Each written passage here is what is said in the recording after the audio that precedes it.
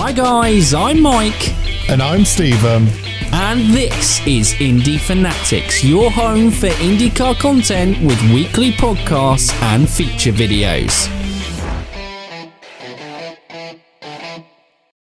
Welcome back to the channel and to another feature video. Last week we looked at the career of returning Dale Coyne driver Ed Jones, so if you haven't already, check that out. Don't forget, if there is a driver, team or topic you'd like us to look at in the future, comment below. After last week's video, Ian Reinerson suggested a video on who are Dale Coyne. So in a part 2 of a 3-week focus on Dale Coyne Racing, it's time to ask, who are Dale Coyne? Founded in 1984 by Dale Coyne himself as a driver-owner, the early history of the team was all about finding its feet in the kart championship. In 1984, he would only qualify for one race out of the 10 entered, and that would be at Mid-Ohio, where Dale would finish 14th. But his 1984 efforts earned him a kart franchise for the 1985 season. In 1986, Coyne achieved his best career result of 12th twice in the season at Cleveland and the Speedway at Montreal. This season would also see the team run the Coyne DC-1, which was the 1984 Lola IndyCar modified to fit a Chevy stock block engine. Dale would finish a career high 34th in the championship, which he would again achieve in 1988. Due to financial constraints as a new team, Dale Coyne were one of the only teams to run the stock block Chevy engine, and its lack of performance showed when 1986 Rookie of the Year Dominic Dobson ran a one-off race for them in 1988 at the Phoenix round and could only finish 26th. But after the 1988 season, there would be some changes to the team, wouldn't there, Stephen? Yes, after the 1988 season, Dale Coyne would retire from racing for the team to focus on tutoring and developing younger drivers coming into the sport, though he would still drive the occasional race up until 1991. As well as young drivers, Dale utilised paid drivers, highlighting the need for better equipment to be more competitive. So in 1989, the team ran 2 Italian paid drivers in the form of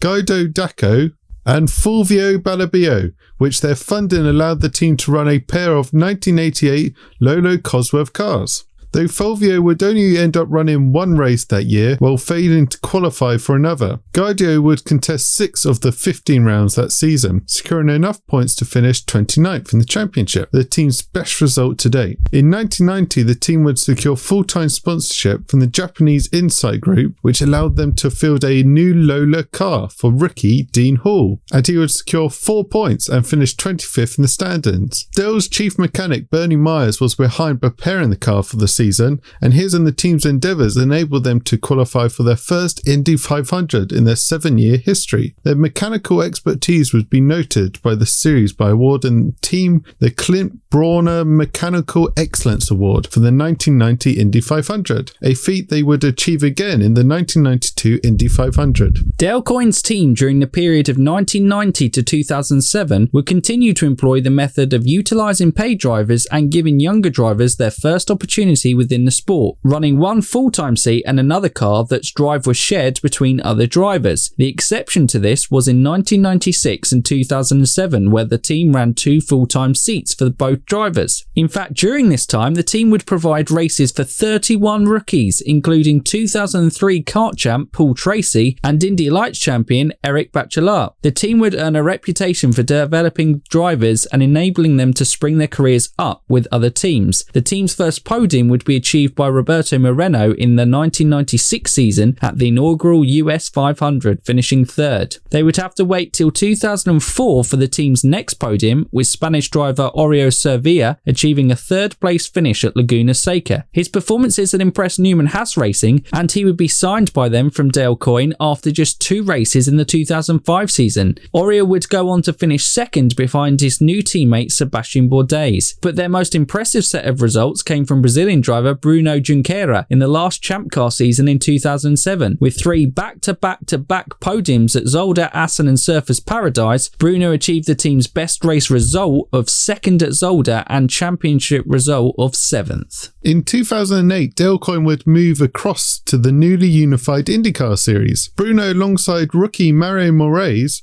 was unable to reach the heights of his last season in Champ Car, but between them secured 5 top 10 finishes, and both drivers led several laps at that year's Indy 500. But 2009 would be the real season of note for Dale Coyne. After 26 years and 558 career starts, Justin Wilson would secure the team's first ever victory at Watkins Glen, dominating the race, leading 49 out of the 60 laps. He would also score a podium at the season opener at St. Pete on his way to 9th in the championship for Coyne. 2010 saw the team maintain its youth reputation with British driver Alex Lloyd securing Rookie of the Year and also finishing 4th at the Indy 500, the team's best finish in the race at that date. 2011 also saw Sebastian Bourdais have his first stint with the team, running road and street horses only due to clashes with his Le Mans Series commitments. It would appear that after years of grinding their way through and competing, that Dale Coyne was starting to get stronger foothold in the series and attract a good level of talent, as well as continuing to provide a platform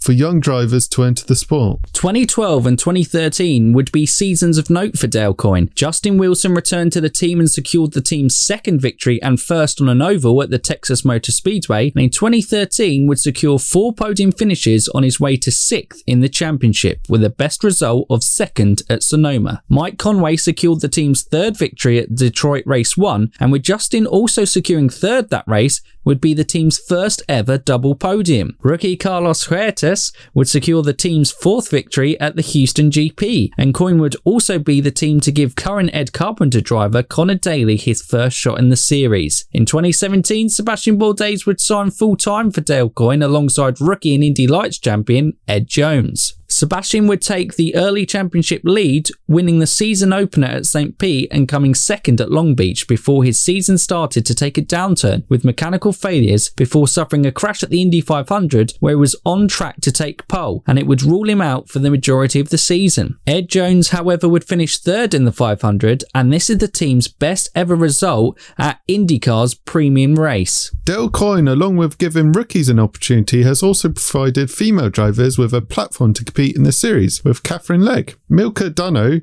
Anna Beatriz and Pippa Mann all having driven for the team. Opportunity is definitely at the forefront of this team's philosophy, and still to this day its development of young drivers is an important part of the team's DNA. Ed Jones was signed by Chip Ganassi after 1 season, Santino Ferrucci was 2019 Indy 500 Rookie of the Year and finished 4th for the team there in 2020, and Alex Palou, their 2020 rookie, was signed for Chip Ganassi at the end of last season. Having never won an Indy 500 or a championship in its time, its dedication to promoting young drivers is definitely something to be proud of.